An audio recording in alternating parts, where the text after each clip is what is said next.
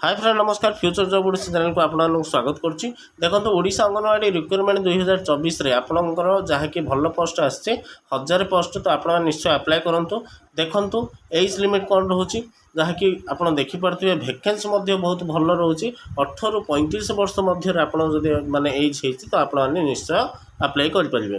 देखो जहाँकि already start हो सारी विथिन 15 डे आपन माने से टाइम देती ऑन पंचायत विलेज आप जॉब लोकेशन पाइपर।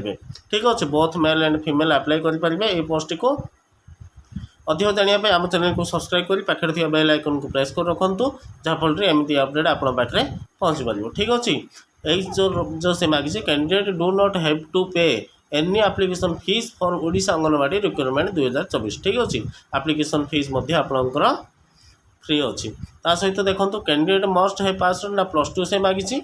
ठीक अच्छे एनी स्ट्रीम आ 18 ରୁ 35 वर्ष मागिଛି।